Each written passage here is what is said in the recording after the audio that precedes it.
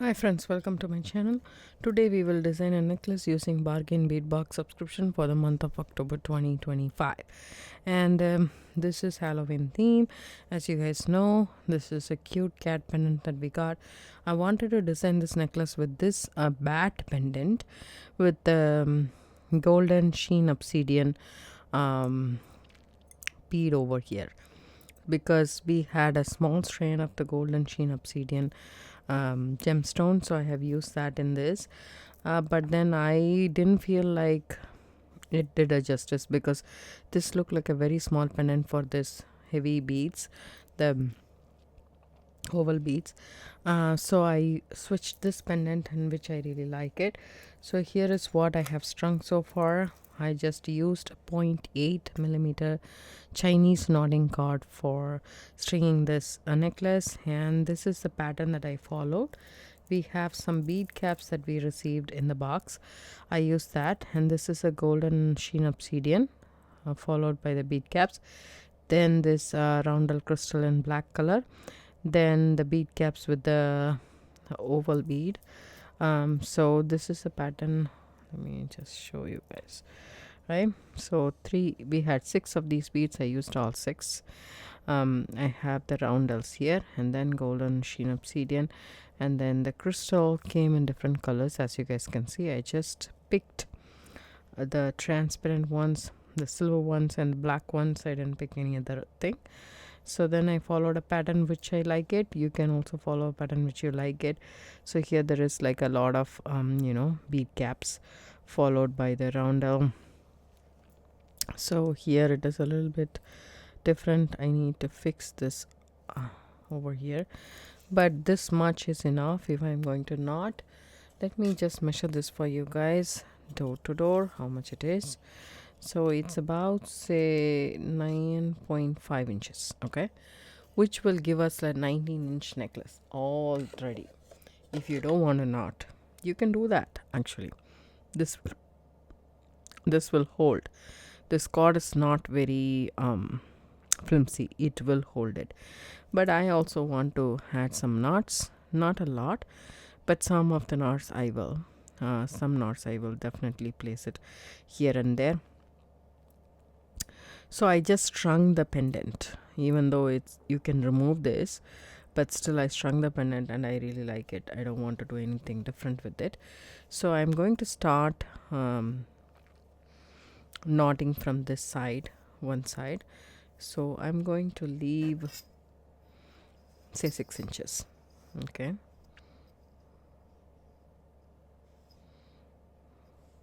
Okay, at this point I'm gonna tie a knot. We don't need a lot of cord because it's already 19 inches. It will go above your head, so it's not a big deal. So there it is, 6.5 inches. That's sufficient. Then I'm gonna place a knot every other bead until here. So let's see. Okay, and try to take this out. Yeah, it's nice, it's good enough.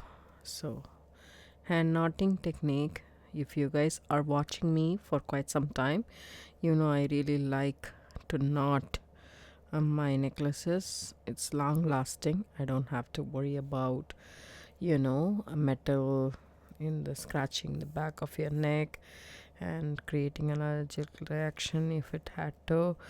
For some people it does, so it's better to have metal free stuff, and also it looks nice. The beads won't scratch against each other if there is no there is a knot in between.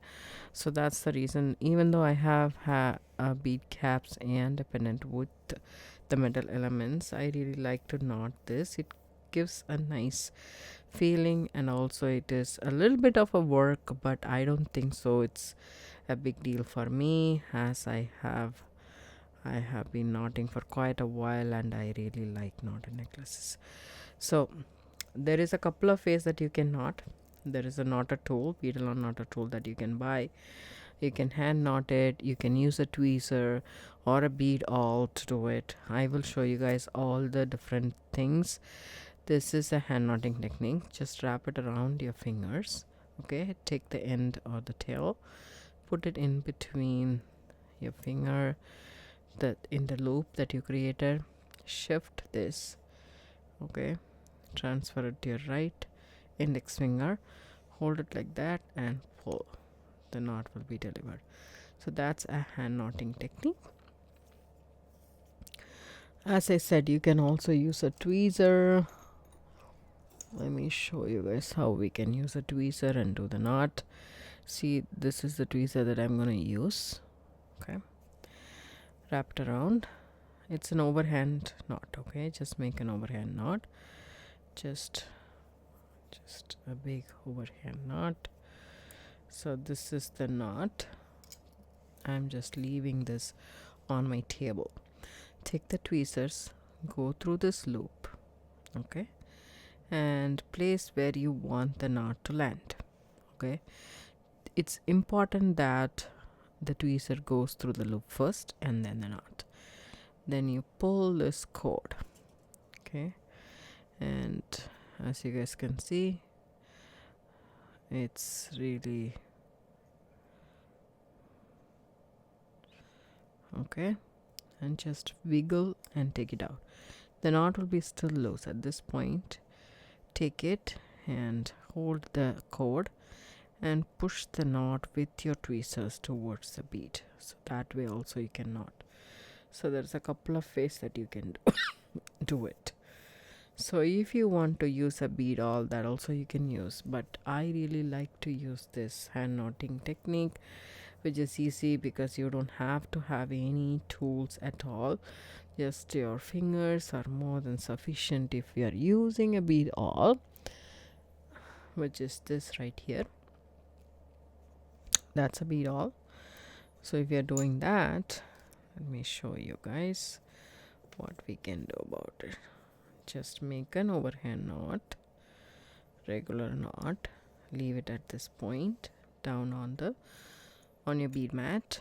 Put your bead awl inside that loop, okay, and then just keep it inside and pull the cord. So when you pull it, it will get shortened and there is your knot. So you just pull and then nicely slowly pull that down, and you have here, take your pliers or tweezers and then shove the knot towards the bead. So that also is possible. So there is a variety of ways that you can do it. I don't like the I mean, it's a personal preference. I don't like the bead lawn knotter tool for this Chinese knotting cord, but I really prefer that for Ceylon and silk thread. I really like that because those are thinner, and this one is thicker, and I find hand knotting to be, very fun and therapeutic as well. So I'm just following the hand knotting technique. Everybody does it differently, and it will be a little bit intimidating at the start, but once you learn it how to do, there is no going back. Trust me, there was no going back for me. So I'm telling you, trust me and go ahead and take the plunge and learn this hand knotting technique, and it'll be more fun and easy to work with. Okay, now we come to the bead cap part. So if you don't want any knots in the bead cap parts, I understand. You don't have to have a knot there, but I'm trying to knot and see how it looks. Right? Let's just do it. Because the bead cap has a slightly bigger hole than that, and I'm seeing if it goes on top of that, which it does, is what I believe. But just to strengthen, you can do it.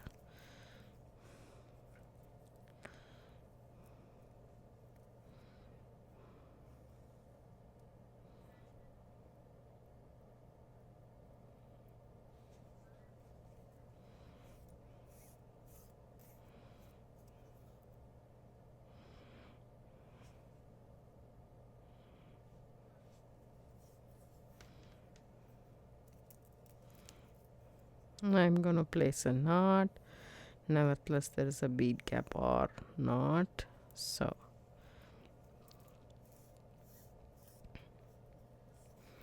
I work with the spool. I didn't cut the cord. I just strung the beads onto my cord, and I'm working with it, working from the tail, right?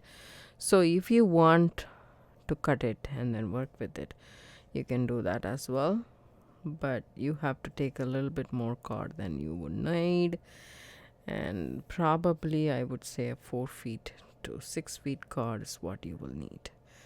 So see this, I want this to be nice and neat, and I'm seeing that it is a little bit bothersome for me, but I'm just going to stick with knotting.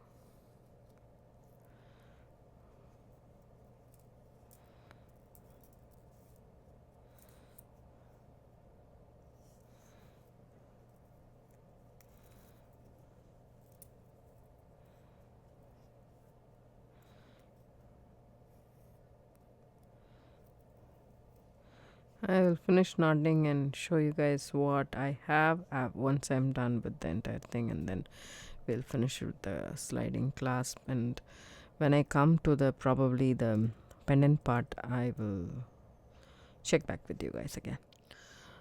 So I didn't add any knot. I stopped the knot here. After this part, I didn't add any knot until the pendant. So why in the sense, I really like this bead right next to the bead gap, and here it creates a little bit of a gap and it doesn't sit properly, which I didn't like it. So this is what I'm following up. So I have one knot after all these beads, and then one more knot probably even after the pendant. It will go inside, I know for sure, but just to have strength and stability, I would like to do that.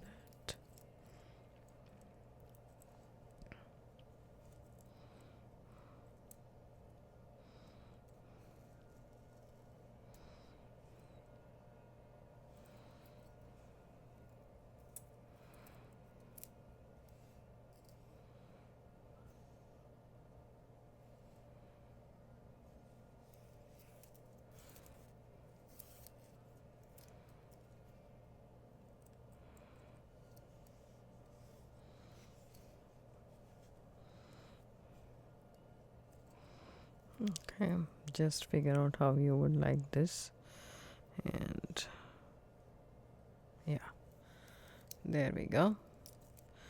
Now it will be a little bit difficult for you to pull through all the beads through your knot, but it is doable. I'll finish knotting and come when I'm done with the entire beads. I'm done with the necklace, so now I need to make the I cut it and I still have so much left, and I have to make the sliding knot. So I took my knotty tool and I'm gonna cut about say 8 inches. It's more than enough. Okay, so I did extra, so I have 6 inches after the bead, and I'm gonna crisscross it. You can also do it on one side, and then I'm going to use my knotty tool and the clamps to clamp it together so that I can do the sliding knot. This is the basic macrame square knot. If you are not aware of it, go ahead and watch the basic macrame knot tutorial in my channel. It will be linked down the description box below, so you can watch it. And I took a 7-inch piece, so that's enough.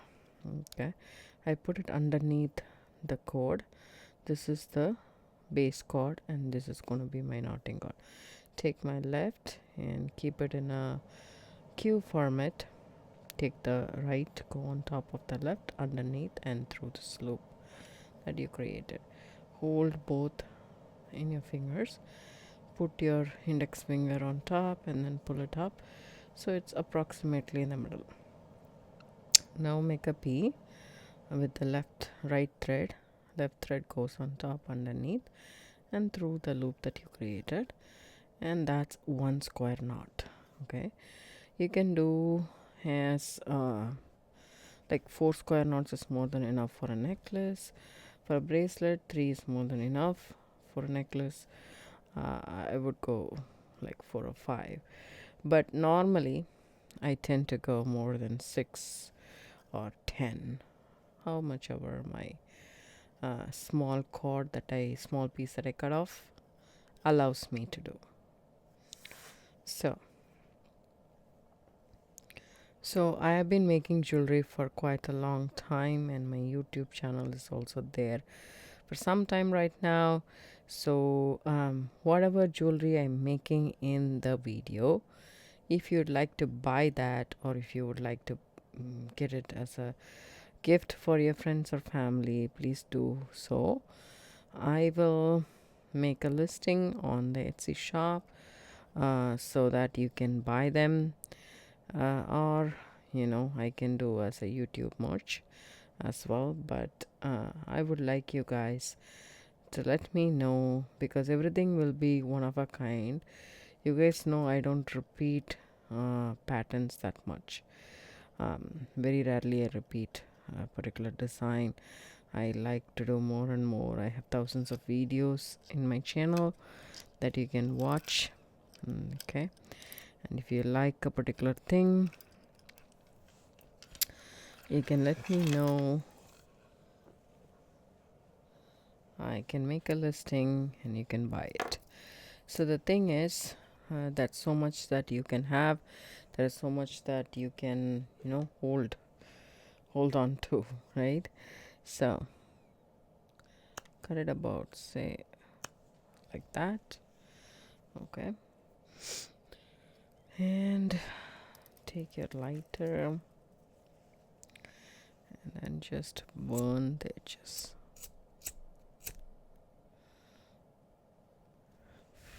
When you're doing this, make sure you're in a well ventilated environment. See this?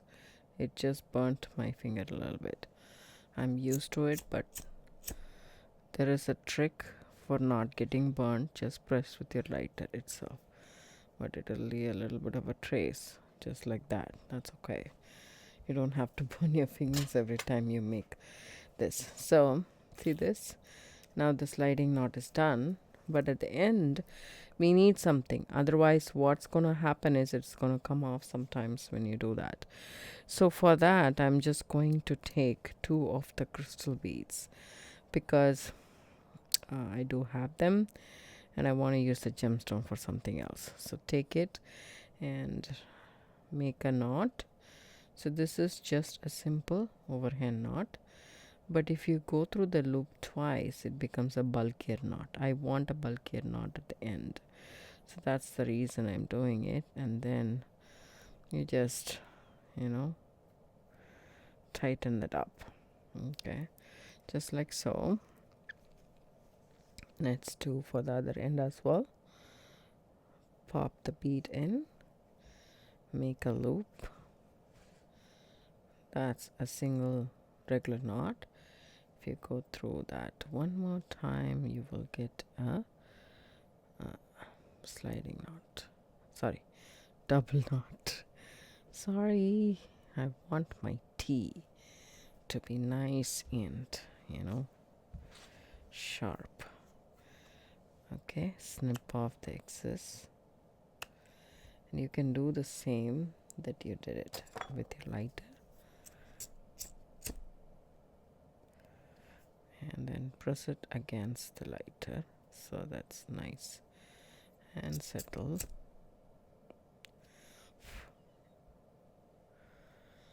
Okay, that's done.